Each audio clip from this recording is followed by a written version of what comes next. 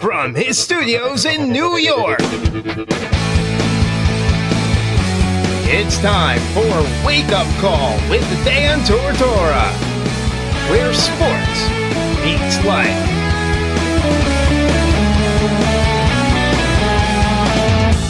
Here's your host, Dan Tortora. Welcome here to Wake Up Call with Dan Tortora on wakeupcalldt.com, your one-stop sports shop, and on mixlr.com/wakeupcalldt. Happy to be here with you every Monday through Friday from 9 a.m. to 11 a.m. Eastern Time. And we're jumping right into the morning menu this morning as we have on the live line right now with us Joe Theismann, and Joe Theismann, Super Bowl champion and former Redskins quarterback, here with us on Wake Up Call with Dan Tortora here this morning and every Monday through Friday from 9 a.m. to 11 a.m., and we're happy to be here to speak on the NFL Draft and the current happenings inside of the NFL with Joe. And first and foremost, Joe, how you doing today? I'm good, Dan. How about yourself? I'm doing well. And Joe, first and foremost, to look at the Dez Bryant situation before we jump into the draft, just, you know, how surprised were you? Were you not surprised at all? 8 years being the number one guy, just how he was released immediately and nothing going to the Cowboys, just something going away. Were you surprised by that? Not really. I think if you look at Dez's production over the last 3 years, it hasn't been that stellar. I think a couple years ago, some of it had to do with the fact that Tony was hurt. But, 8 years is a long time to play at the wide receiver position, and he's been a very physical guy. But I do respect what Jerry Jones did. He called him in and basically told him, a lot of times guys find out by reading a newspaper or someone else delivers the message. He should be an inspired individual. And, you just have to wonder, how much do the sideline antics enter into just somebody getting tired of dealing with it? I know he's an emotional football player, but, we all play with emotion in this game. You have to learn to control yourself to a degree. And, do you want to babysit someone through those scenarios? I think he'll be a better football player off the field than he probably was in Dallas because of some of the antics he was in. He wants the ball. He wants to win. These are all great qualities to have. But I don't know how much he has left in the tank watching him play last year. And, I mean, when you look at the situation, like you said, 8 years is a long time, but the antics on the sideline and different things like that. In that same case with Odell Beckham Jr., are you surprised that the Giants still have him first and foremost on the roster and that there's this kind of air about it? I mean, are you surprised that if Dez is gone that Odell is still with the Giants, or do we think that there's still a shakeup to come with that?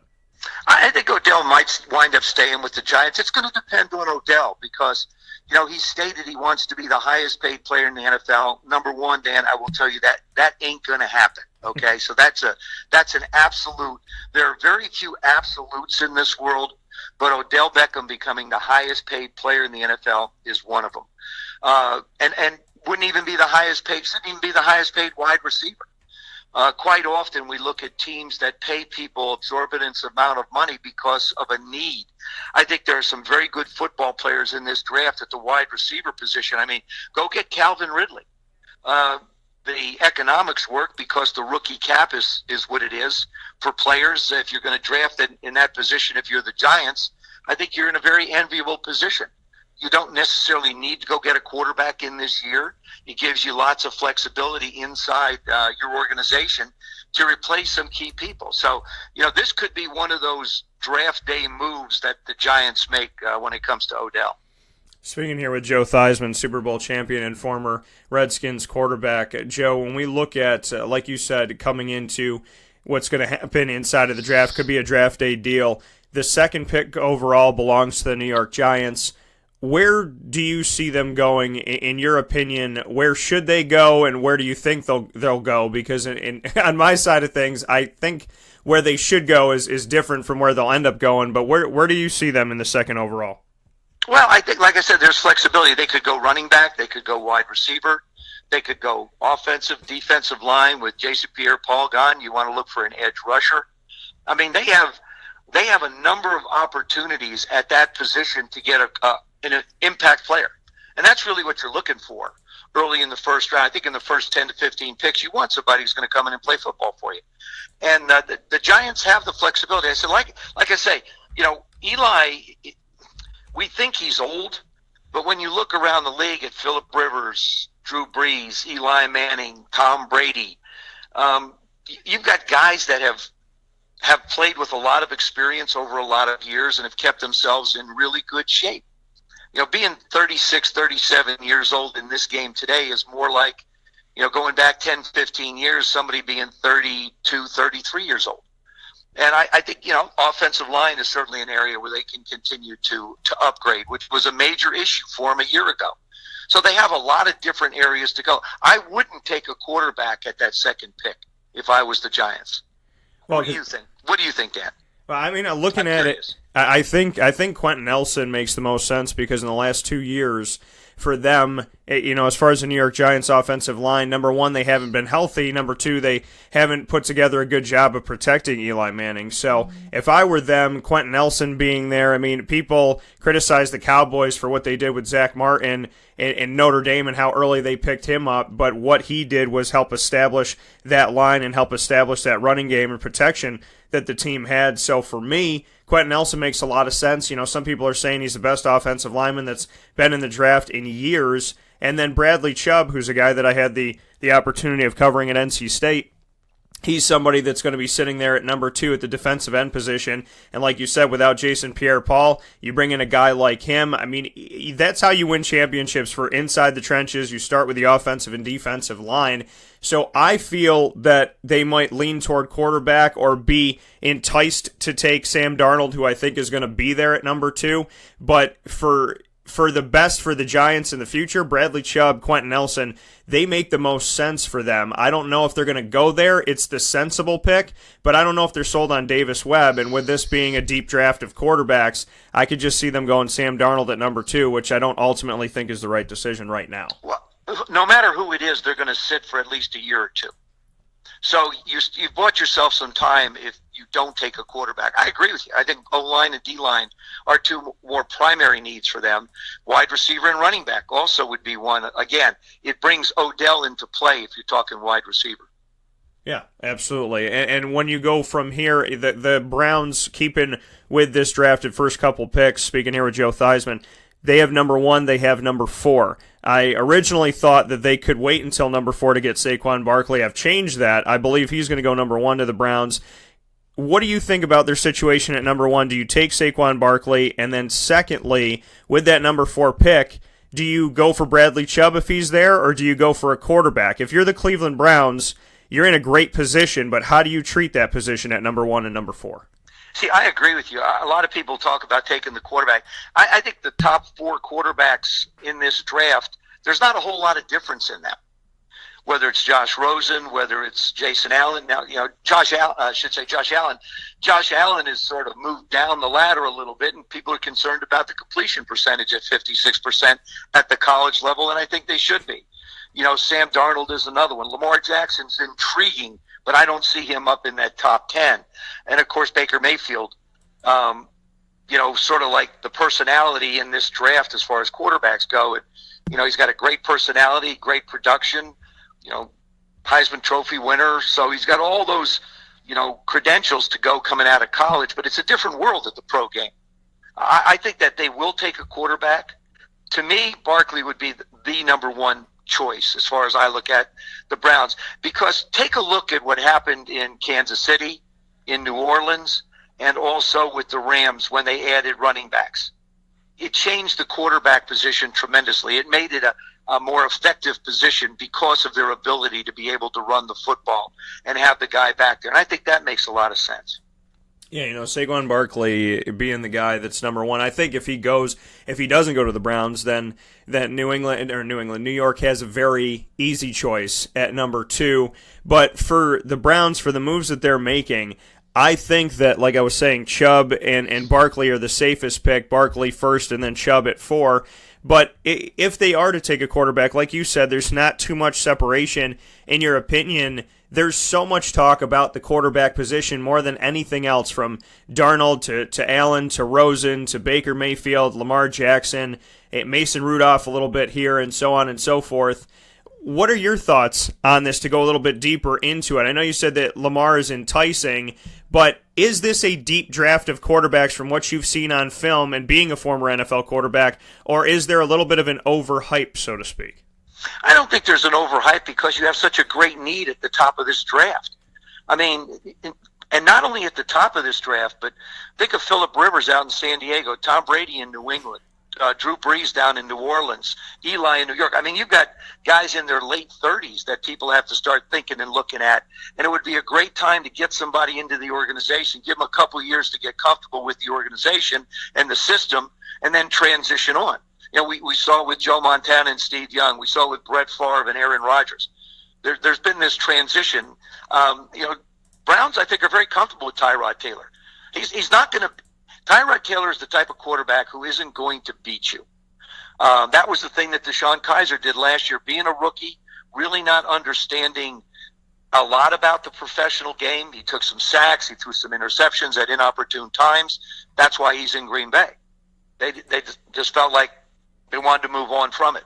I think they will take a quarterback with one of those two picks. And if Sam Darnold's there, they'll take him, probably Josh Rosen. I think one of those two would be the pick they would make. And then looking to the other side of things, the Jets are amidst all of this. You know, Browns at 1-4, the Giants at 2, the Jets are at 3. There's really no question in most people's minds that the Jets are going to take a quarterback in that situation. What do you think about where the Jets are sitting right now? Because they've had a lot of trouble in recent history. The Browns have had a lot of trouble, but the Browns have made numerous moves to keep their draft picks for the first, second, and third round for the most part, and they've been able to bring in a bunch of veterans. The Jets have kind of been standing idle. What do you think about their situation? They have to take a quarterback here. I mean, Josh McCown can only go so long. He signed a one-year deal, and he'll start the season. And it was very productive. I think he had a very solid year last year. The Jets, they need help in different places. I think quarterback would be the most likely for him to go, and which one's going to be available? This is where you get into the Baker Mayfield, Josh Rosen, Sam Darnold sweepstakes. Those would be the top three, and then you start, and then you can't forget Mason Rudolph either, who's a pretty darn good football player. So you have 5-6 guys that I think will be available in the first round, but the Jets have to make a decision on which one fits in to what they want to do. Going around the NFL here with Joe Theismann, Super Bowl champion and former Redskins quarterback. Looking at the Browns, going back to them for a second, they made moves to bring in Carlos Hyde, Tyrod Taylor, Jarvis Landry. They've also boosted up their defense as well here in the offseason, and they still were able to keep their number 1 and their number 4, and they will be drafting early on here and be able to bring in a bunch of guys and bring them in early in the draft. Dare I say it, are the Browns, since coming back in 99, is this the smartest they've been, and are you impressed by the moves that they've made at this point? I'm very impressed by the moves, and they finally, Jimmy Haslam finally realized that this football is not Moneyball. He had guys that didn't understand the game of football running it for the last couple of years. Now he's got a solid GM who understands the game. I like the fact that he stayed with Hugh Jackson. So often we see owners with, if you're 1-31, what are the chances of you staying with an organization? Right. But I really, really like the move. I like the fact that Hugh wants to build a culture. Give the guy a chance. Now you're giving him some tools to work with. He really didn't have anything to work with at the quarterback position over the last couple of years. Now you've got a guy that, like I say, not going to beat you, not going to necessarily make mistakes and give you a chance. You've added some quality all the way around him. I made this comment the other day. I think the Browns can go 8-8 very comfortably. I think they lost 4 games last year, very close games, probably a few more. But I think the Browns have the ability to be able to get to 500. Their defense is not that bad. Their offense was atrocious. And that's going to be the area where they will be upgraded. That's why I say Barkley makes so much sense for them to be able to take the pressure off. I mean, you get a Saquon Barkley. Look what LaShawn McCoy did up in Buffalo for Tyrod Taylor when he was healthy. I mean, all you need to do, nobody talks about the running back position because it's a wide open game and everybody's in the gun. But James White for the New England Patriots. How important was he against the Atlanta Falcons? So you look at the running back position and the impact that they can make for young quarterbacks, for your offense, and they're sort of the unsung guys when it comes to what you want to build on. And with this, with saying for years that this was such a passing league, now we see that the running backs, like you said, are taking some pressure off. Drew Brees, that situation, you brought it up a little bit, speaking here with Joe Theismann, and Alvin Kamara coming onto the team and being a 1-2 punch with Mark Ingram. Just what you could say about that dynamic, because Drew Brees is one of those guys who I consider is in a very, very short list of being an elite quarterback currently playing and active in the NFL. When he got that running game and he was able to kind of be back a little bit and not have to do everything, just what you think that did for New Orleans, and if other teams, like you said, are trying to copycat that through the draft maybe as we move forward.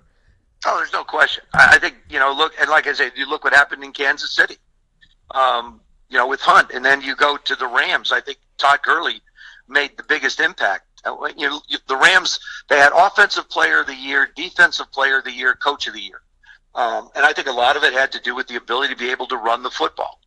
And Gurley made a world of difference. He was healthy this year and took a lot of pressure off of Jared Goff, giving him a chance to continue to grow in the system. And so to me, I know the benefit of a running back. I had John Riggins. I can tell you, having John Riggins and Joe Washington in the backfield, another guy by the name of Nick Jaquinta, having those three guys back there made a world of difference. It makes play calling easier.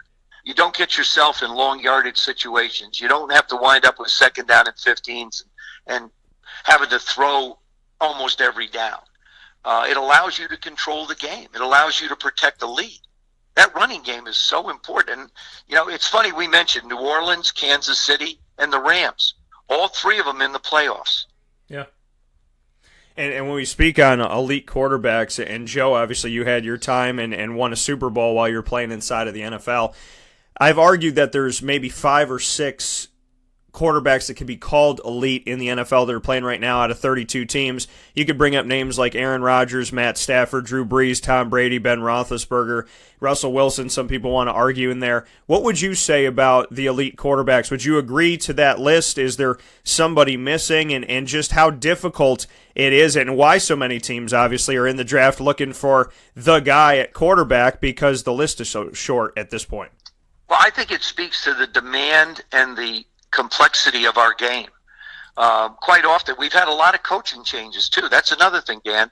You change a coach, you change a philosophy, you change an environment, you change a culture. Some guys, you look at the offensive coordinators. What do they want to do? I mean, different guys have been in different systems. Alex has been in, a number of different situations.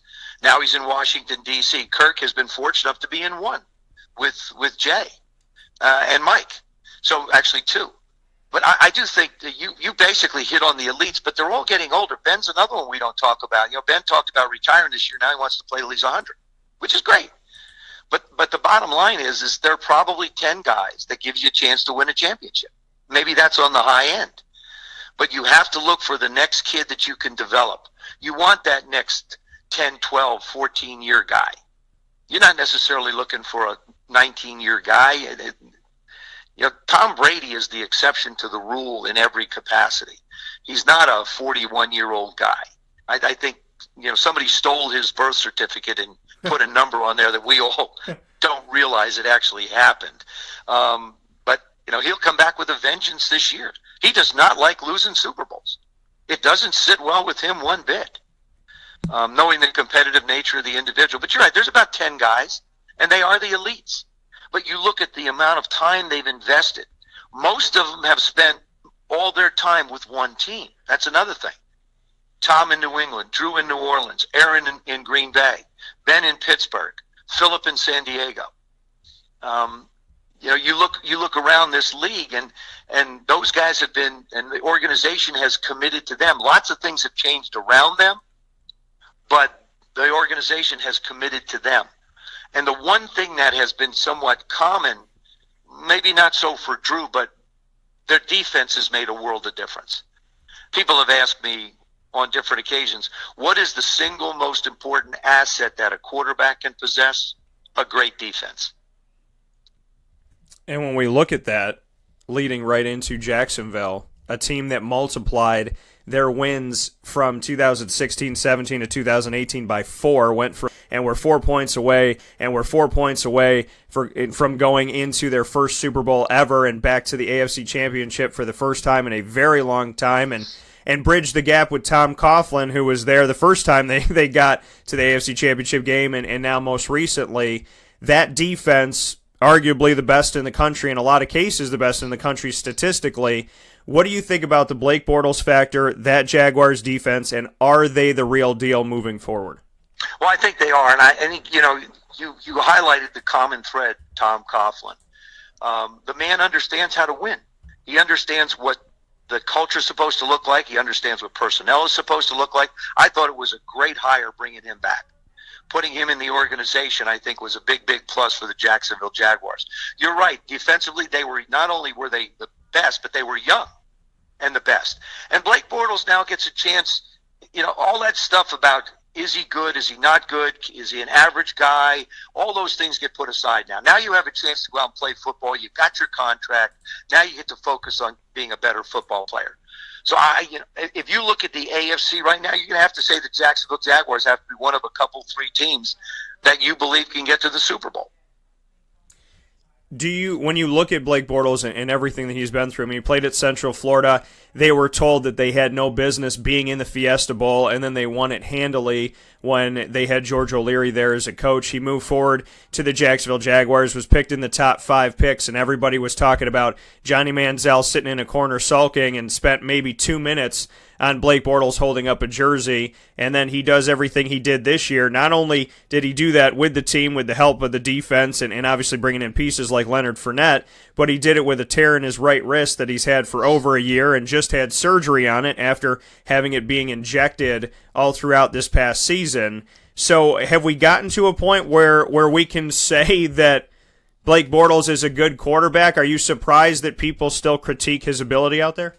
No, I think he is a good quarterback. Now, can he move to the next level? That every week, every play, every practice, you want to get better and better and better at what you do. Now he'll be under scrutiny because he has the contract. There is an expectation now in Jacksonville. We left off when we named those running backs. We left off Leonard Fournette. He's made a difference in that football team, being a healthy football player. So again, I go back to the importance of the running back. But I think this is going to be it'll be fun to watch Blake perform this year. He played solid. Case Keenum is another one. What's Case going to wind up doing? How well is he going to be able to perform after having an outstanding year a year ago? That coming from Joe Theismann, Super Bowl champion and former Redskins quarterback. A couple more before we wrap up here, Joe. You had said that there's all, so you can argue 10 guys are elite at the quarterback position inside of the NFL right now. You said that there's a bunch of teams that are out there looking for the guy that's going to carry them the next 10 years and help them to grow, and not maybe they're not looking for a guy 14, 19 years, so to speak, or if there is a guy out there. But of the quarterbacks that are available, who would you feel best about the next 10 years if you were a GM that was drafting at the beginning of the first round? I would probably, it would either be Darnold or Josh Allen. Those two I would feel comfortable with. And then, Baker Mayfield, he's just intriguing to me. I mean, he's got that moxie, and, he'll mature and grow into a leadership position. This isn't our game's not a rah-rah game. Our game is, what can you do for me and how can you help me win? We don't care if you jump around. I don't care if you walk slow. I don't care if you never smile. Can you put the ball where it belongs? Can you deliver in the big moments? And this is somewhat, to me, this is, the thing that Baker has. He has delivered in the big moments. He has played in big games. But, Sam comes out of another big program. Josh Allen comes out of a big program. So, to me, I would probably go with Josh Allen. If I was going to pick one, that would be the one. Now, Jim Moore didn't have flowering things to say about him, but, I think the kid's going to wind up, once he gets into professional football, if he commits himself, I think he has a chance to be the one that, sort of stands out. And why is he the special guy to you? What is it about him? Like you said, if you had to pick right now between Sam Darnold, Baker Mayfield, and Josh Allen, you would go with Josh Allen. Why in this moment, Josh Allen? I think he's very complete. I felt that way about Andy Dalton coming out of TCU. I felt that way about Kirk Cousins coming out of Michigan State. They transitioned from the collegiate game. I feel like they could transition into the professional game very comfortably and very easily. I watched Sam Darnold against Notre Dame. I was at the game, and he did not play well. Sam's had moments where you sort of scratch your head a little bit. And like I say, Baker, he's a runaround guy. I wouldn't necessarily compare him to Johnny Manziel, but how well can he work out of a pocket, whether it's the gun or whether it's under center? That now a lot of guys now at our level, you spend a lot of time in the gun, but will his height be a factor? Will it be an issue? Everybody points to Drew Brees, but Drew Brees has a lot of years of experience being at his height in this game, and he has a lot of weapons around him. And Drew gets the ball out of his hands exceptionally quick. He does not hold on to the football, and that's something you can't do as a rookie because you have no idea what you're looking at. Baker Mayfield, coming out of Oklahoma, though, in the Big 12, critiqued up and down that conference for not really having any defense to go up against. Some people call it the pillow fight conference. Does that affect Baker Mayfield coming into the NFL? A guy like Geno Smith, who looked like he had a bunch of talent coming out of West Virginia and has struggled to find his footing. Does Baker suffer from that? Do any quarterback coming out of the Big 12, do they suffer from knowing that that's a conference that you're not going to get the type of defense that you're going to find inside of the Big 10 or the SEC or even the ACC? Well, you can make that same argument about Carson Wentz. He didn't play big-time football. It doesn't matter. It depends on how much the young men want to commit themselves to being pro quarterbacks. That's what it all boils down to. Who you played against, whether it was a pillow fight conference, and that to me is insignificant. Completion percentage is important. Touchdown to interception ratio is important. Study habits and work ethic, to me, are what's going to allow you to play this game for 10, 12, 14 years. Look at Josh McCown. Josh is, he's been banged around, beat up. I think the Bears a while back would have been better off signing him than they would have Jay Cutler. It would have been, it would have been cheaper and probably more productive. And two final here with Super Bowl champion Joe Theismann here on Wake Up Call with Dan Tortora. The Patriots, we hear about it every year that there's some type of issue or something going on. Somebody's questionable on the injury report. Tom Brady's been on the injury report more than most people who are actually injured. Now it's Tom Brady doesn't like Bill Belichick. Bill Belichick doesn't like Bob Kraft. Rob Gronkowski wants to be an actor. Do you ever buy into any of this stuff, or is this just smoke and mirrors in your opinion? I just think it's people talking about the New England Patriots. When you stand at the top of the mountain, people throw stones at you. And New England's been there a long time, and people just keep throwing stones and rocks and boulders. I do think Gronk's situation is probably the one that I would say, okay, he wants to leave the game. He's had tremendous production. He's had some injuries of late, and maybe he wants to transition into acting. But I tell guys this: play the game as long as you can, because when it's over, it's over, and you will regret leaving the game too soon. We see guys that have left the game want to get back in. Listen to Johnny Manziel now. He knows he blew it. He knew he had the world by the tail. He had everything right there in front of him.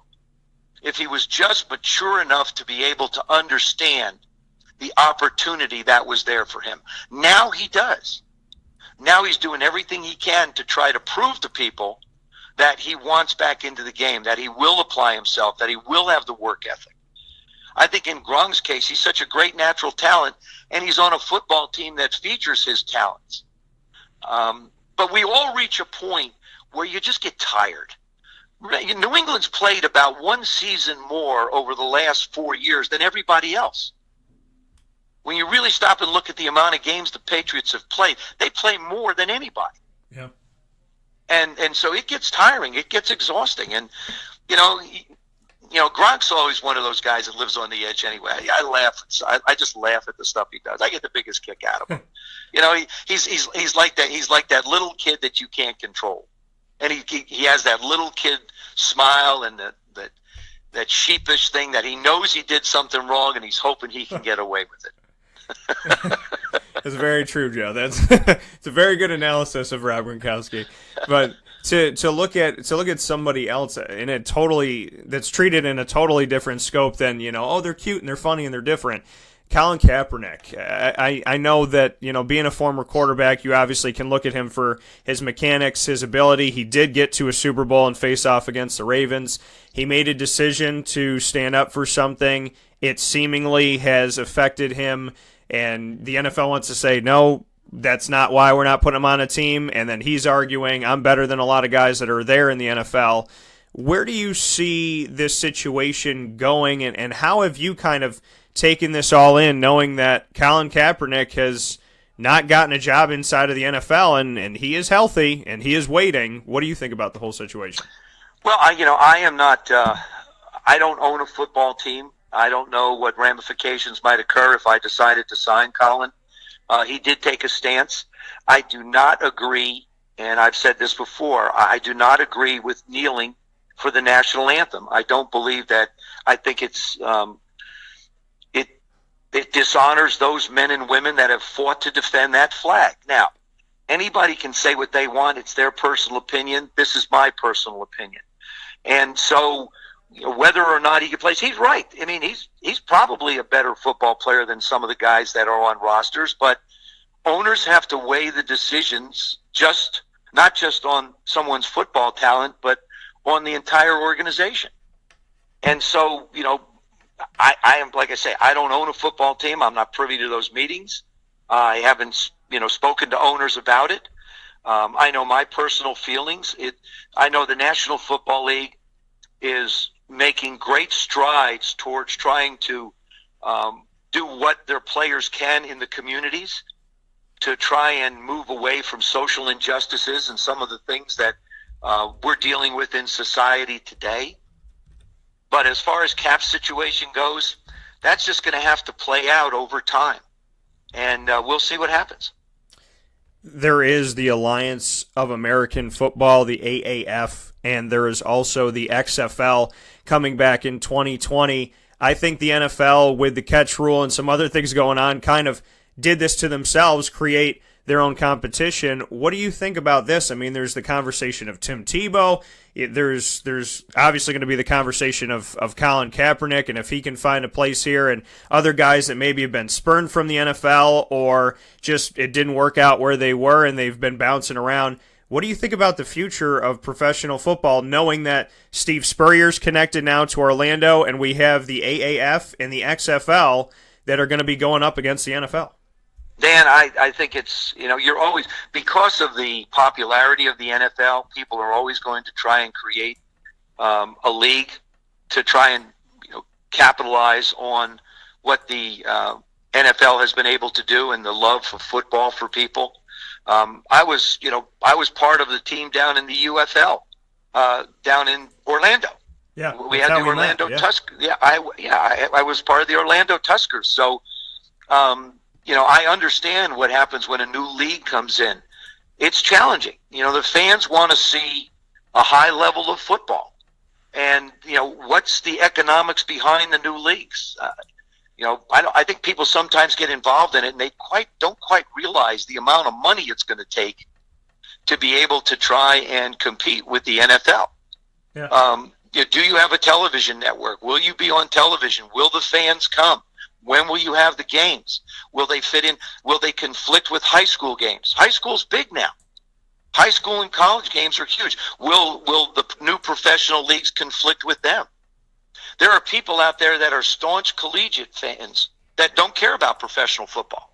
Yeah. There are professional football fans that don't care about the collegiate game. So you have this myriad of scenarios that you have to sort of muck your way through to figure out if it's going to be beneficial, if it's going to work. I think it's great. I think we do need some type of a basic, quote-unquote, minor league system. I don't think it would be bad at all. That's why I got involved with the UFL. I thought we could create a league where if somebody needed a tackle or a wide receiver or a defensive back or a corner, it would be a supplemental league to help the NFL. But the NFL has to be a part of it.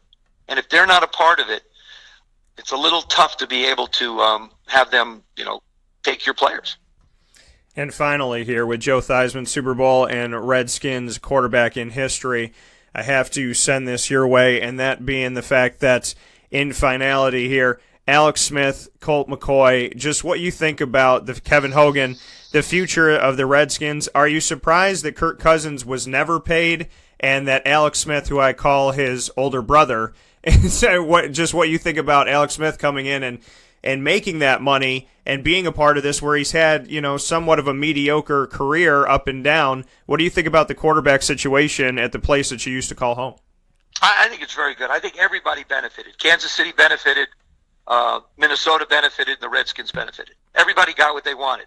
Pat Mahomes is going to be an exciting young man in Kansas City. Kirk Cousins, they think, is going to be the answer to get them to the Super Bowl, and that'll be very interesting to watch. That's a ton of pressure for a guy to come in and say, okay, we expect to be in the Super Bowl. We expect to win the Super Bowl, and you're the guy we went out and got. I think for the Redskins, having an Alex Smith, you say he's like a cousin to Kirk Cousins.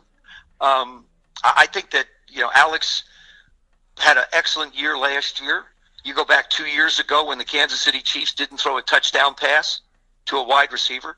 Was it the concept? Was it the offense? Was it the players? Was it the personnel? Those were all questions. Yeah. I think Colt McCoy and Alex Smith make a terrific combination in Washington. You add Paul Richardson. I don't know if Hogan's been added or not. That deal has gone down. But the Redskins pick at 13. And I think, they'll need some help on the defensive side of the ball. They were the worst defense in football a year ago. And a lot of it had to do with a lack of personnel. They lost people during the year. They lost them in training camp. They lost them before the season. So we'll see what happens with a healthy Washington Redskin football team. That coming from Joe Theismann. Joe, as always, it's a pleasure to have you. I know we're talking going into the draft. Would love to get you back on once we figure out where these quarterbacks ended up and what these teams chose to do. So always good to have you throughout the years, and I appreciate your time and appreciate what you do. So keep going out there and being the professional that you are, and know that you're always welcome here on the show. Thank you, Dan. Appreciate it. Take care. All right, Bye-bye. You too. Take care. That coming from Joe Theismann once again, and I have no words. I don't. I really don't. I mean, Super Bowl champion, a man who knows what he's talking about, does his research, understands the game. We have had amazing conversations for the last almost decade here on the show. I mean, I'm looking back, 7-8 years at this point that he has been on the show, and I appreciate it. Over 1,000 people have graced the stage and been on the mic of Wake Up Call with Dan Tortora as a special guest, and Joe Theismann being one of them. And he, by far, every time I know he's coming on, I get so amped up for that conversation because of the fact that I know it's going to be intriguing. I know that, we listen to one another, and there's that mutual give and take, and it goes such a long way. And, I'm honored that some of the things that come out of my mouth make sense to Joe because, in the sense of, he knows the game, he played the game. I never played the game in the NFL. I never, I played the game for fun. I was a basketball player playing pickup football for fun, trying not to kill myself so I could keep playing basketball. But, I've studied the game, and in the NFL, I've always said that if I didn't watch the NFL for 3 years, if I didn't know what the hell was going on, I could still come back and talk to you about all 32 teams because for some odd reason, I just have a connection to the NFL that if I slipped into a coma and then came out of it, I could talk about it still. And I just have a great appreciation. Yes, I want people to be more protected in the game. I want our players to have a better future and to not see guys go through CTE and whatnot, of course.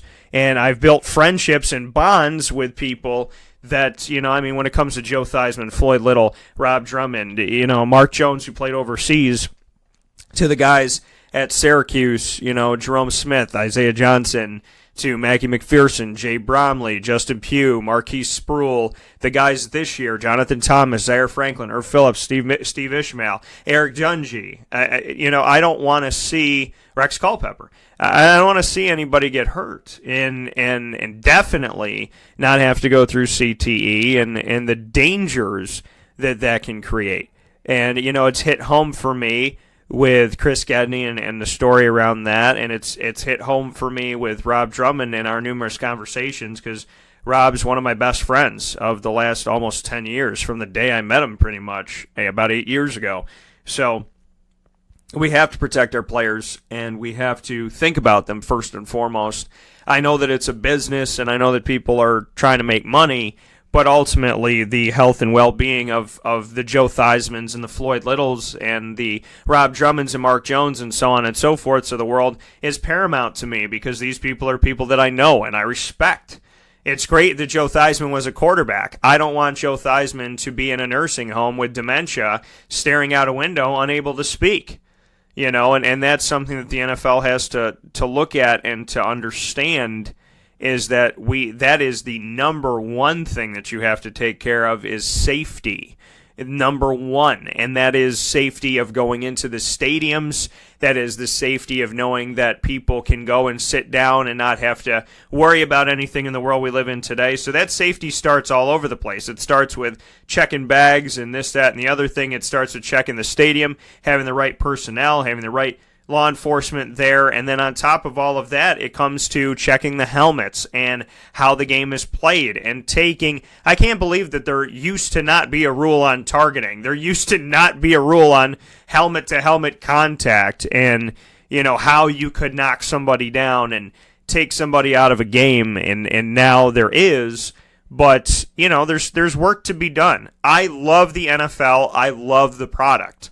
I want these people that play for these teams to be healthy and be good fathers and grandfathers and uncles and boyfriends and husbands and fiancés and this, that, and yeah, good friends, good leaders, good business owners.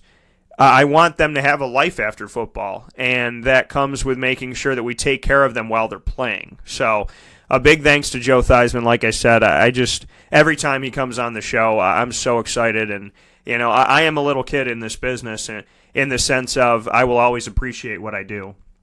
And Joe's one of those guys that really, really, really, really, really, really gets what's going on and can talk about anything, and he makes it fun. So, Joe, if you're still listening now that you're off the air, showed you some love here. But I appreciate all the work that you've done, and I appreciate the man that you are, and how you have always made time for me in a very busy schedule. So thank you for that. With that being said, we're going to take a step aside for a fast break here on Wake Up Call with Dan Tortora on wakeupcalldt.com, your one-stop sports shop, and on mixlr.com/wakeupcalldt. We, after this fast break, will start in on that other football, and that is football, and that will be the Syracuse FC outdoor team heading into their second season.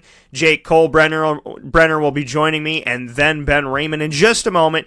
Jake Colbrenner first, and then Ben Raymond to follow here on Wake Up Call with Dan Tortora live. And the only place you're going to get these gentlemen this morning. We'll be on in just a moment with Jake Colbrenner. This is a Wake Up Call Fast Break. Carvel DeWitt, it's what happy tastes like. Do you know why? Because we make ice cream. Creamy, rich, flavorful ice cream. Not yogurt or iced milk like some of our competitors. Ice cream. Fresh, by hand, daily. For the calorie conscious, we have something new for you. Our new Carvelite. Same great flavor, creaminess, and texture of our regular ice cream with only 35 calories an ounce. So whether you want an ice cream cake, flying saucer, dasher, carvalanche, hard or soft ice cream, we will satisfy your craving with our fresh, handmade regular or new Carvelite ice cream. Carvel DeWitt. It's what happy tastes like. Clothing that will change with you without you having to change.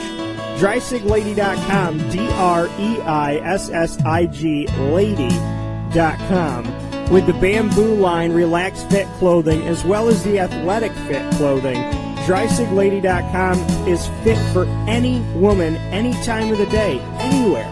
Whatever you're doing, whatever your day commands of you, command yourself to feel comfortable in Dreissig Lady Apparel.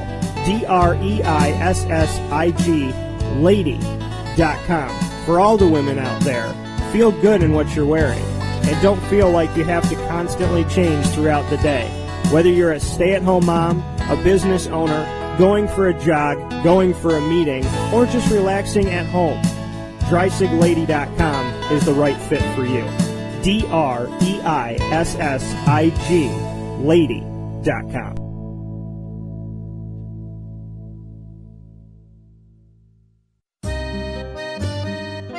This is Lawrence Papaleo, licensed real estate salesperson for Gilbo Realty.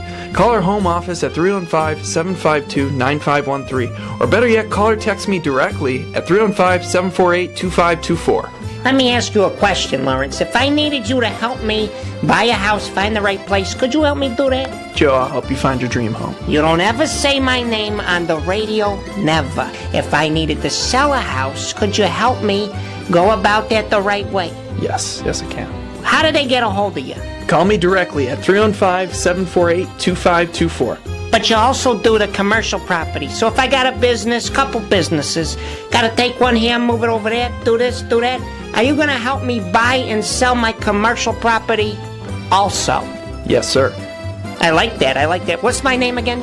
I have no idea. Absolutely, but they need to know your name, so give it one more time. This is Lawrence Papaleo, licensed real estate salesperson for Gilbo Realty. My phone number is 315-748-2524. Why don't you tell them your name one more time and that number so we can jot it down? This is Lawrence Papaleo. Call me or text me directly at 315-748-2524. Welcome back here to Wake Up Call with Dan Tortora on wakeupcalldt.com, your one-stop sports shop, and on mixlr.com/wakeupcalldt. Here with you every Monday through Friday from 9 a.m. to 11 a.m. Eastern Time. And here on the live line, no stranger to the show, and no stranger, obviously, to my connection with Syracuse FC as the voice of the team. Jake Colbrenner is back here with me on Wake Up Call with Dan Tortora. He is live from the University of Pennsylvania as he has signed on with Syracuse FC for the year number 2 of the team in outdoor soccer in Central and Upstate New York. Jake, how you doing today? I'm doing great, Dan. Thank you for having me. Absolutely, man. And we were talking about a little bit off the air, just what you could say about, heading off to college and playing for Penn and just what you've taken away at this point. You've gotten to tell your story with me, like I said, when we were talking here for a couple minutes. I'd love to share with people kind of how you got a chance to get out there and get some quality minutes for the team. Yeah, no, so I came in, expecting to play like winger outside midfield, and didn't really have the starting spot or anything, and kind of opportunity presented itself. 2 players, left the team for various reasons, and I ended up getting put up top, and kind of took the opportunity really well. Scored in my first start, and I ended up starting for 13 games, kind of the second half of the season, roughly, a little more than that, and worked out really well for me. I ended up getting a second team All-Ivy, so that was nice. So that was the fall. Well, as a team, we didn't have the greatest record. We didn't make it to the playoffs or anything, but it was good individual experience. And, that kind of concluded the fall. And going into the spring, we've had 2 spring games that's mainly just been your typical running and lifting with a little training mixed into it. So. And when you look at, having that first opportunity coming in as a freshman, like you said, this past fall in 2017, what did you take away from it so far? I mean, what have you learned from being over at the University of Penn at this point? Like you said, second team All-Ivy, you got to play in 16 matches, 13 starts in those 16 matches, almost 1,200 minutes on the field you spent. What did you take away from it? I think the biggest takeaway I took from it was just maintaining consistency at a high level. I think it was really demanded of me to have a solid performance every game, and kind of really focusing on doing all the little things well. I think kind of the margins, I'd say, is, securing the ball for the team or making that big play for the team. I think that was the biggest takeaway. Having instilling more of a sense of responsibility as a player on the field. And when you look at that sense of responsibility and kind of growing, when you played for Syracuse FC prior to, this was before you were going to college, before you were playing in the fall, so you were playing as a high school guy. Just what you could say about that. I mean, there's some guys that were playing indoor, outdoor, a little bit of both for maybe a decade, close to it, half a decade, and you were coming in as a high school player, and that was your opportunity with Syracuse FC to play with these guys. Just what you took away from that, being one of the young guys out there and making a splash. You didn't just play for Syracuse FC. You did some really good things down the stretch. So just what you took away from being the high school guy with a bunch of vets that had been playing this game for a very long time. Yeah, no, I mean, I think being a young player in any situation, a young person in any situation is great because you can learn so much from the people above you. They have the experience. They've played in the big games. They've won, they've lost, so they've learned and they've grown. And just kind of like practicing with them, playing with them in games, seeing how they manage themselves, I learned a lot from. And I think another good thing about being the young player is you really go in with well, at least you really shouldn't go in with any ego at all. It's all hard work, you kind of got to earn your place. So that happened. I mean, ended up working out really well. Started a game. The next game I started in, scored. So it went well for me. Syracuse FC had a great experience, and it was a learning environment, and definitely prepared me well for the level of college soccer. So I think overall, just being the young player is definitely beneficial. That coming from Jake Kolbrenner, who has decided to come back for year two, and kind of leading into that, like you said, you had learned a lot. You had an opportunity to start, and then the second game you started, you scored a goal.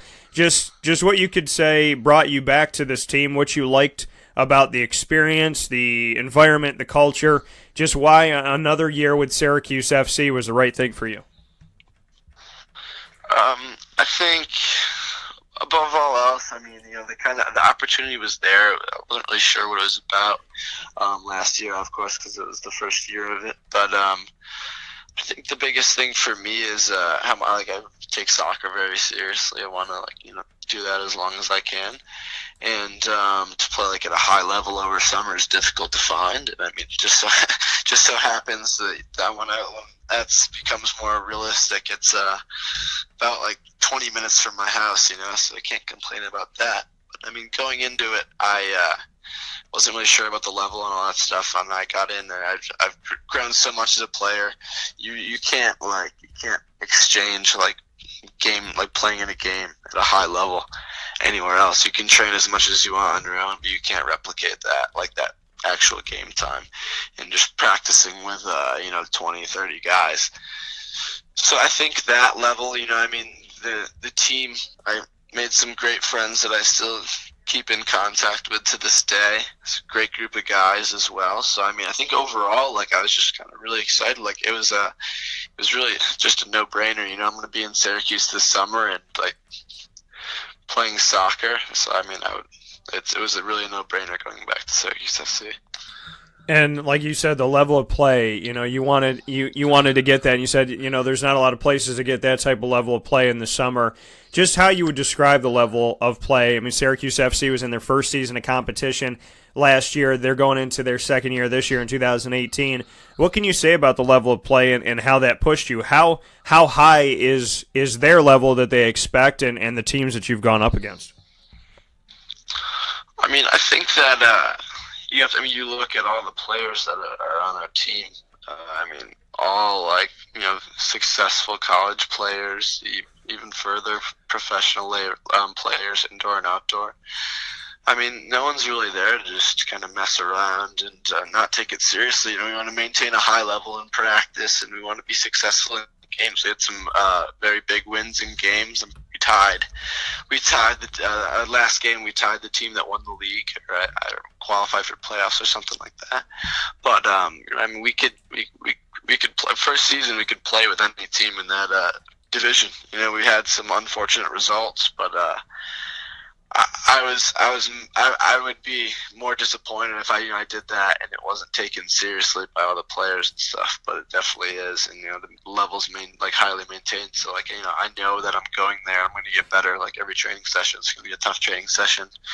Going to get touches on the ball and stuff. So I think it's just good. It's great overall. And to see that, speaking of Jake Colbrenner, before I let you go, the organization, I mean, it's all about, obviously you want to have talent, you want to put a good product on the field, you want to score goals, you want to win games, you got to have good coaching. But the organization itself, they have to have a good message, a good logo. They have to be able to get it out there, to find the right channels, to reach out to people, have a good place to play. There's a lot of schematics and just kind of getting everything together outside of the game itself. What can you say about the organization and the people behind it when we speak on Syracuse FC? For me, I think a great starting point is just getting a call from Iaro. He gave me a call yesterday to kind of see how things were going and make sure I was all set and ready to get back into playing for Syracuse FC in the upcoming month or so. And I think something just like that is just kind of a great starting point to get on a great basis with your players where you're talking to them. But I mean, it's also, I think, a big thing for me, like kind of going along with that is like you could, it's so much more fun playing in front of a huge fan base as well. I mean, I've never played in front of so many fans in my entire life for a game, and it's scoring it at home in front of all those fans, the coolest thing, it's crazy having all of them there, Central Union. So I think schematics with the management and stuff as well, we great logo, great gear, like traveling, all that stuff. But I think everyone, the players, management, all that stuff, like greatly appreciated like the huge fan base we had in our first season. Syracuse is a great city for soccer. A lot of people follow it. A lot of people are into it. So I think that's only going to stay the same or grow if we continue to do better and do more outreach in the community. Absolutely, and there's a lot to be gained by that. And obviously the fans made it fun up in the booth as well and brought some amazing things for me. So, I mean, that was a good time. And you know what? I feel like some guys have nicknames and some guys don't. Do you have one out there? And I'm going to throw one your way, Jake, because you and I have gotten to talk before. So I'm going to throw one your way. Okay. So I'm an old school wrestling fan. I liked, back in the days of Hulk Hogan and those type of guys. So I was a Jake the Snake fan. So okay, I think if you weave, go ahead. What are you going to say? I've had that one in the past, to be honest with you. But honestly, not really a nickname. It's kind of just like Colbrenner or Colby. I kind of just go with the last name. That's pretty much the only nickname I've really had. I mean, because I know, like you said, you've had the Jake the Snake before, but I mean, if you're weaving in and out of traffic and you score a goal, I don't know if I'm going to be able to not say Jake the Snake. Hey, like you've got the card. You're okay to say it. It's all you. All right, cool. So you've handed me the card that says it's okay. So I've gotten the approval from Jake Colbrenner. And Jake, finally here for you, just what you want to say to maybe some people that haven't been out to a game yet, why they should come in year two, why they should be a part of it over at OCC. Just what is it about Syracuse FC that should make somebody who's never been out there, maybe isn't even a soccer fan, come out and see you guys play? I think the biggest thing that could and should draw people to the OCC for the games is just the atmosphere. And you get there and you're like, what's going on? Like, is this like a professional game? Like, what am I going into right here? You have crazy dedicated fans. You could hear it from the parking lot, how crazy it is and stuff. And you have a lot of high quality players and players that have not all, but for the most part, like growing up in the community, I've been around Syracuse, like going to the high schools all around Syracuse, so a lot of familiar faces. I think it's a great thing that, the community should get involved with. And it's obviously not like high level professional, but like it's a high quality like game. It's entertaining. And, I think combined with the atmosphere in the soccer, it's a great way for people to spend like a Friday evening, Saturday evening, Wednesday evening. I know we have a lot of Wednesday games coming up. Like, it's a great way to spend a Wednesday evening if you're free. So that's just my take on that. That coming from Jake the Snake Colbrenner. Very much appreciate having you on the show today, Jake, and looking forward to seeing you here in year two. And obviously keep it rolling at Penn as well, and I look forward to talking with you soon. Absolutely. Thank you so much for having me, Dan. We'll talk to you soon. All right, take care. See? I knew someday I would be able to shamelessly plug Jake the Snake for a reason that you didn't know. I gotcha, okay? Nothing to do with wrestling at all. Well, maybe fake injuries, because people in soccer fake injuries. So not Jake, not my dude right here. But I'm saying if you watch an MLS game, watch the World Cup. Watch the World Cup. There are people that, unless Casper became an unfriendly ghost and started taking it to town on people, and he has an unfriendly hammer, none of these people's shins are injured. Ever. It's crazy. It is. You know what? We should film me watching the World Cup and get my reactions, because I believe that show would go viral. Because my reactions to fake injuries I think that watching me watch people fall down by a mysterious ghost is a lot of fun. So there's something to be gained by watching me watch soccer when people fake injuries. But outside of that, a team that did not fake injuries and fought their behinds off in their inaugural season, Syracuse FC, definitely go out and see them and check them out at their games. You don't want to miss this. I love the fans and how exciting they made it for me. When I say Syracuse, you say FC, and SyracuseFC.net has your tickets. Go there and get them now, and you could be, we have the inaugural season Founders Club. Those people will be coming back. You can get your season tickets for the 2018 season. You can do that right now. Family tickets are $150 for season. An adult season ticket is $60. A youth season ticket is only $30. And how about this? You look at the family, for a limited time only, you could get season tickets at 2017 prices. The family season ticket gets you a family of 4, 2 adults and 2 children for $150 total. $150. 2 adults, 2 children. An entire family can go see Syracuse FC all season long at home for $150. Can't beat that. We'll take a step aside. We're going to keep on with Syracuse FC as Ben Raymond joins me after this. This is a wake-up call. Fast break. This is Jimmer Sikowski, owner-operator of Chick-fil-A Cicero, 7916 Brewerton Road in Cicero, right in front of the Home Depot. I had a deep feeling that God wanted me to do something bigger with my life and to help people, help others. He kept putting Chick-fil-A in my life, and I realized as I was going through the franchise selection process that positively impacting the lives of others was really core to what we do here at Chick-fil-A. First of all, it starts with the food. The food is brought in fresh daily. We bring in local produce. We prepare to order in the kitchen. We hand bread our chicken. We hand spin our milkshakes. It's great food. It doesn't taste like fast food. I think the second thing is the way people feel when they come in a Chick-fil-A restaurant. It's different. We try to treat people with intentional kindness here, which is very different and deeper than good customer service. And so I think it feels remarkable for most people to come in a Chick-fil-A restaurant. And then lastly, the impact that we try to have in the community is very different. It's a big part of the expectation of every operator of a Chick-fil-A restaurant is that they're actively engaged in their community, they're a leader in the community, and they're making a difference. When they realize that what we're striving to do is to shine a little light in their life, that's a very, very different experience than you will have in any other quick service restaurant. And it's that remarkable experience that I think people will emotionally connect with.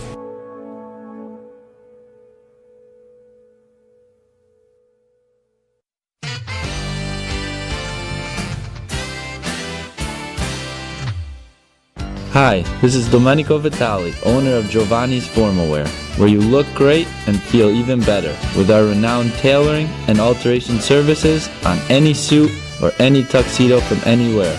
Call 315-455-8729. That's 315-455-8729. Stop in locally on Route 11 in North Syracuse, next to the Ponderosa Plaza, where you could choose your style, get fitted, and tailored, all at Giovanni's Formal Wear.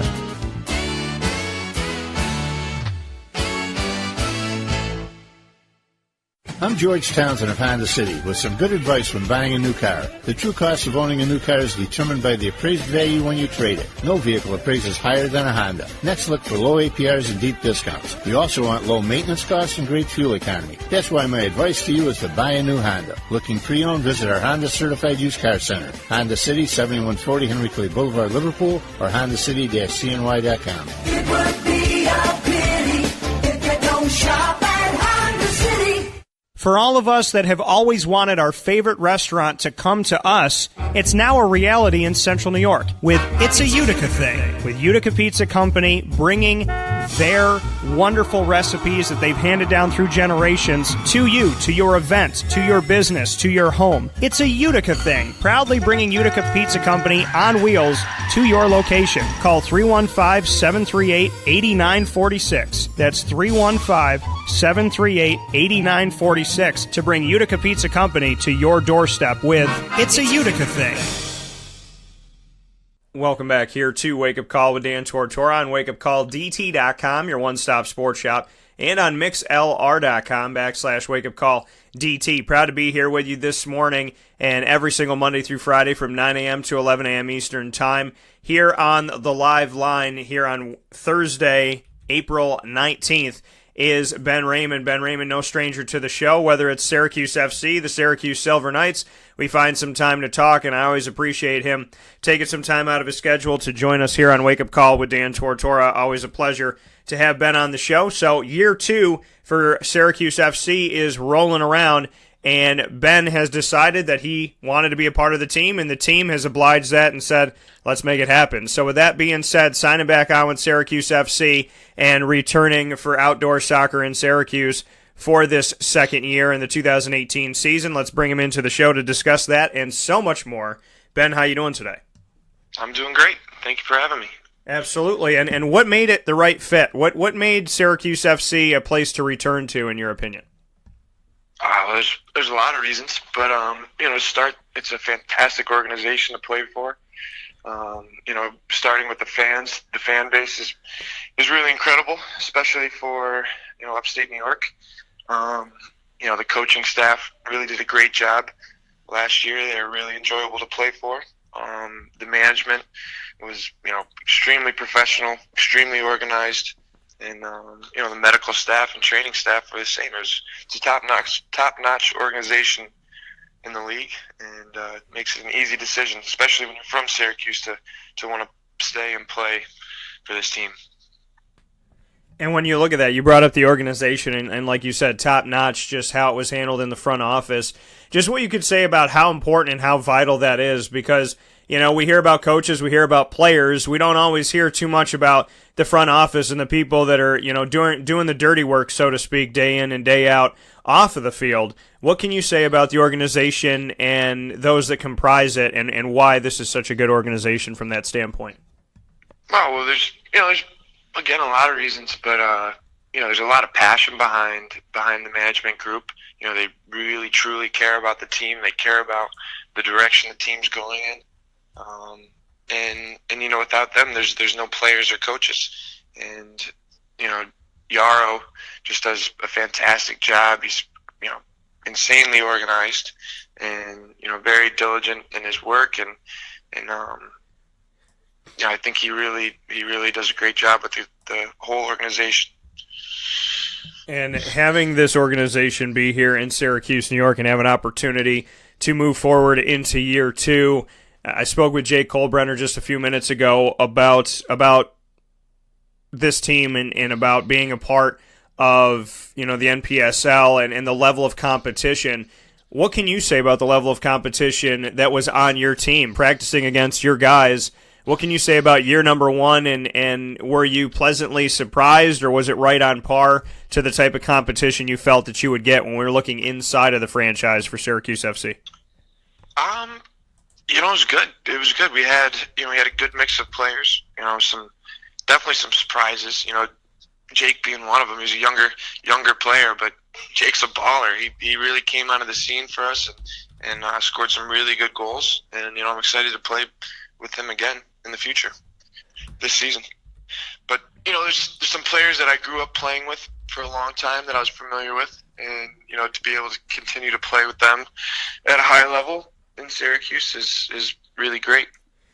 And the Syracuse FC, Syracuse Silver Knights kind of connection and shift back and forth. Like you said, some guys that and that you've gotten to play with the Syracuse Silver Knights have been on Syracuse FC. What can you say about that connection and what that's done for your game? I mean, obviously indoor and outdoor are different, but when you know a teammate, their tendencies, that can obviously help you out.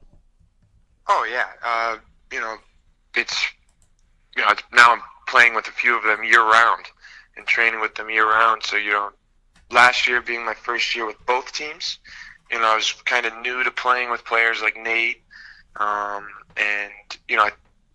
there's other players that I'm not sure that are announced yet, but I've played with for a long time growing up that I was able to play with, over the past few months, and to continue to play with my friends that we know each other's tendencies, we know what foot we want the ball played to, what our strengths are on the field is it's an advantage, and it's good to have another year with a lot of the same players that we have coming back from last season, and I think it'll show on the field and it'll show in results as the season progresses. And how important was that? Speaking here with Ben Raymond of Syracuse FC, in your opinion, how vital was it to have a core group of guys return? And like you said, not everybody announced yet, only a few of you. I think it's, you were announced with Jake, and then 2 new players were announced, but outside of that, not too much being said. But for you and kind of knowing what's coming back, just how important that was for this team to have the similarities, to have that bridge from season 1 to season 2 with familiar faces coming back to the team. Oh, it's great. You have an understanding of what the league demands, what the competition you're going to be facing is, and it's extremely valuable. Last season, I think, we entered probably, in my opinion, the top conference in the whole NPSL. And to have the results that we got towards the end of the season, when we started to really click, I think that type of play and that type of soccer from us will continue and only improve right away off the bat this season versus learning each other's tendencies as we had to do last year. Some of those close games for you, Ben, that you could talk about last season with Syracuse FC. We saw some at home, and obviously your opportunities on the road as well. Closing the gap, just what you could say about year 2 and what you learned from year 1, being in those games that the team was in, had opportunities with that just kind of, either got out of your hands right at the end of the game or, there was a couple moments here and there. But there were a lot of times where Syracuse FC was in there, and we can argue the majority of the games you guys were in the game to make a splash. What did you learn from that going into year 2? Well, soccer's, it's a very complex game, and there's advantages all throughout the sport, and there's an advantage to having a few years in the league, a few years experience, a few years of understanding how what the league demands, basically, and having players that have played consistently together, for many years is a huge advantage. And although it is an excuse, I think this year you'll see that there'll be more of a chemistry right off the bat. Just speaking with the organization, I'm extremely impressed with the players that are being added to the roster, and I think there'll be good wealth of depth in the roster, and other players will have to step up, and I think it'll be very competitive this year. And when we look at what's coming up this season in the schedule, you guys will play the Erie Commodores, the Greater Binghamton team, FC Buffalo, Rochester Lancers, Fort Pitt Regiment, Cleveland. A lot of these teams people got to see, but Greater Binghamton FC, seeing them again, seeing Rochester and obviously Buffalo, there's a lot of rivalries that are not that far away. An hour here, a couple hours, an hour for Binghamton away. Just what that means to this team, and with Syracuse Silver Knights, what the Rochester Lancers meant to that team and to the season, and obviously that rivalry, to have the Lancers in outdoor and then have FC Buffalo and obviously Greater Binghamton now on the schedule, just what that means for the fans and what that means to build these rivalries for you moving forward. Right. Well, right off the bat, we want to be the best team in New York. That's definitely a goal of ours, not only to be the best team in our league, to be the best team in the conference, to be the best team in the NPSL. We want to be the best team in New York. And, to do that, we have to beat Binghamton, Rochester, and Buffalo. They're all great organizations. I've played for a few of them. I've played against all of them. And, I think our setup right now and the environment and culture that has been put in place by the management staff, kind of demands that we will be the best and have to want to be the best. And, I'm excited to play against those teams. And to look at what this could mean for, the future of Syracuse FC, to be back here in the second season and to see what the staff has done and what the organization has done to build this. How impressed are you with the fan base, with the community involvement with it, with people like Central Union 48 that show up to the games and are always loud and then try to travel as well, to like you said, the product on the field? When you put it all together, just what you could say about what this means and how Syracuse FC can have longevity in a city that has sometimes struggled with teams hanging around. Right. Yeah, the fan base, I tip my hat off to the management and how they've really focused on bringing in fans and bringing in, supporter groups like Central 48, and made them a focal point and made them especially feel part of the organization and, tailor some things to their needs and what they want to experience at the game. At the end of the day, that's who's coming out and watching us play. And, to have that and that environment, playing in front of, 1,500 to 2,500 fans each game is amazing as a player. And to have, a group of 50 fans going nuts on the sideline with support and cheering and having a great time is amazing to play for. And, they definitely help us on the field. And, we're definitely excited to reward them for their hard work with results this season. And finally, coming from Ben Raymond of Syracuse FC, coming back in year 2, for somebody that's never been to a game, why should they come? What can you say to the community? There's been great fans. They've made my job up in the booth amazing in year number 1. What can you say about the fan base that has been there, and if somebody hasn't come, why they should come out to these games and why they should give it a chance? Oh, first of all, soccer's, it's just a beautiful game. It's very exciting. It's very, there's not a lot of stoppages, so it's very free-flowing. It's a family, fun environment. Good food right at the gate, and watching soccer is, it's all I do. I play it, I watch it, I play video games of it, and to a fan that hasn't been to a game, they should definitely come check it out. You'll feel the energy in the stands. You'll feel the 2,500 to 3,500 possibly this season fans, going nuts, watching a defender get stuck in an attack, or watching a midfielder play a forward through, or watching us score some goals. And those are emotions that you share with 3,500 people in the fans, and it's an energy that is kind of unlike any other sports, in my opinion. So come on out. Come watch a game. That coming from Ben Raymond of Syracuse FC heading into year number 2. Ben, as always, I appreciate your time and I appreciate you being here and being a part of the broadcast here on Wake Up Call with Dan Tortora. And obviously, being in the community and doing what you do. So I would be remiss if I didn't ask you this. Jake, him and I were speaking on nicknames, and he said, Colby kind of goes the last name. I like Jake the Snake. It's been used before. I told him I might use it again if he weaves in and out of a bunch of people this season and then he scores a goal. Oh yeah, Jake the Snake's going to happen. So Ben, bring me into nickname for you. What's going on with you? What do you have? Nicknames. Well, I got an older brother, and his buddies and him, they call me Big Bison Ben. Back from high school. Okay. So I was Big Bison.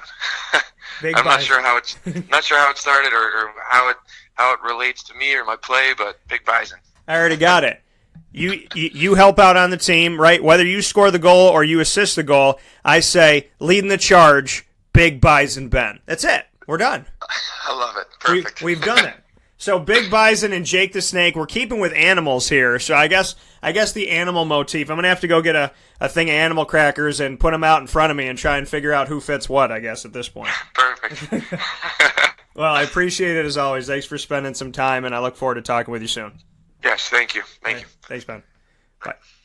That coming from Ben Raymond. We'll take our final fast break of the show as we are ending a little bit earlier today due to the ACC teleconference so that I can speak with those coaches so that you can get the information next week. So I'm paying it forward today. We're ending a little bit early for me to do work on the ACC and then have that for you next week. So we'll take a fast break. We'll come back with Through the Looking Glass in just a moment. This is a wake-up call. Fast break. The Wildcat Sports Pub in Camillus, New York is located on 3680 Milton Avenue in the Home Depot Plaza. It is your family-friendly sports bar and restaurant. Folks, some sports bars aren't family-friendly. Some family-friendly restaurants are not sports bars. The Wildcat Sports Pub in Camillus, New York is proud to be both. It is that marriage that you've been looking for years. The Wildcat Sports Pub is your home base for your sports bar and restaurant needs, games for the kids, indoor and outdoor activities, and enough things on the menu to come back every single week and get to try something new. They're open Sundays from noon to 8 p.m., Monday through Wednesday, 11 a.m. to 11 p.m., and Thursday through Saturday from 11 a.m. to midnight. For reservations and party information, call 315-487-2222 for the Wildcat family-friendly sports pub and restaurant.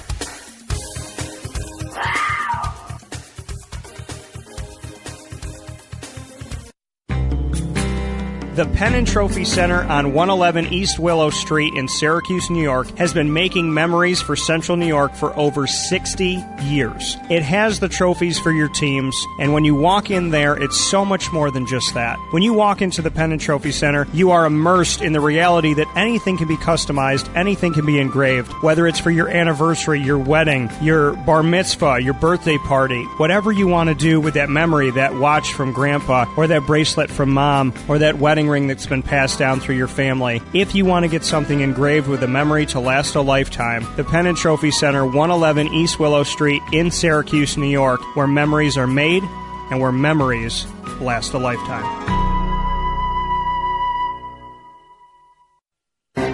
Gear up with the real deal at Dry Sig Apparel, creating what people are going to see and learn about you before they even meet you. Gear up for what you need for your team, business, or event. So look professional, look good, and feel good. Outfit yourself at DreisigApparel.com. That's DREISSIG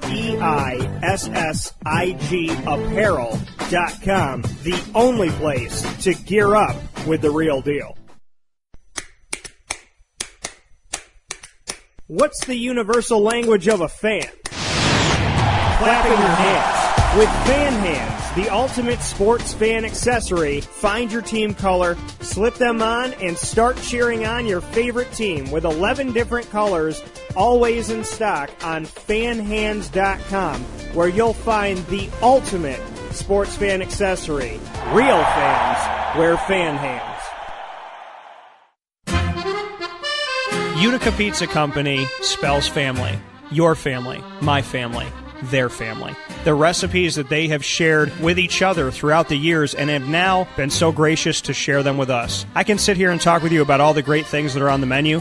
We'd be here forever. So let me say this. Utica Pizza Company is second to none. And now you can bring it home with you and you can dine in the restaurant. UticaPizzaCompany.com will give you all the information that you need. And let me say, these Utica greens, they're the best. Utica Pizza Company. Call them and place your order at 315-214-3060. That's 315-214-3060. Families break bread at Utica Pizza Company.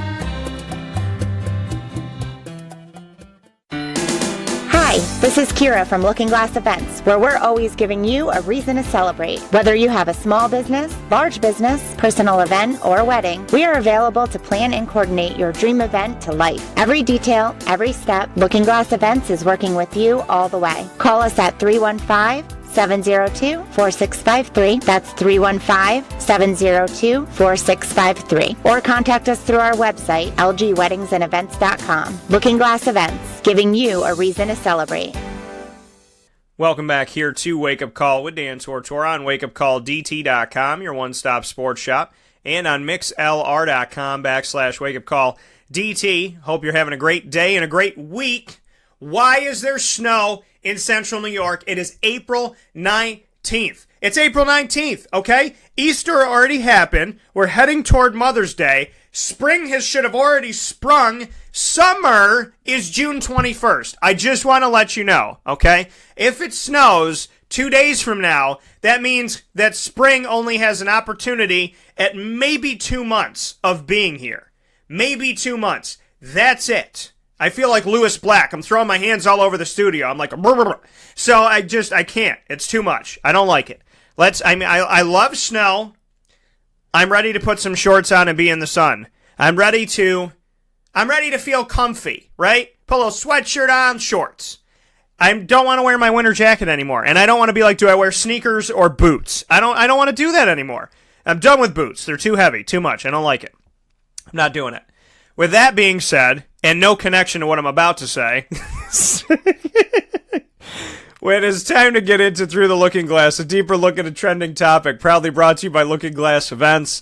Looking Glass Events is the place for you to go when planning an event in central and upstate New York. The phone number is 315-702-4653. That is 315-702-4653. That is your number to call to Kira Wasserback and her team in central and upstate New York to plan out your event. She has a great network of people, and she is the person to call. 315-702-4653. Deeper look at a trending topic. We always ad-lib and pick in the moment. So my deeper look at a trending topic today is the hashtag Old Things I Want Back.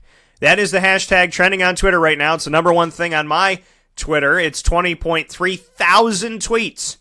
Old things I want back. Normally I read some of yours, but I'm going to tell you mine. Old things that I want back. Oatmeal Swirl. The original Ninja Turtles. Darkwing Duck. I'm not even looking anything up. I'm just speaking from my pain. What else would I like back? Mr. Toad's Wild Ride. Because I never got to go on it, I don't think. Or maybe I did once. What else do I want back? The Lion King sit-down show at Magic Kingdom. What else would I like? At Magic Kingdom, my wife is, sometimes the wife is available and sometimes she gets to come into the studio. She's thinking about the Animal Kingdom Lion King ride, or Lion King show, but that's okay. So the Magic Kingdom one, I would love to have that back. What else would I love to have back? The original Mickey Premiums, where the chocolate was only on the ears and then the face was chocolate and vanilla ice cream. The Chip and Dale ones that they had with the M&M noses. What else would I like to have back? Let me think here.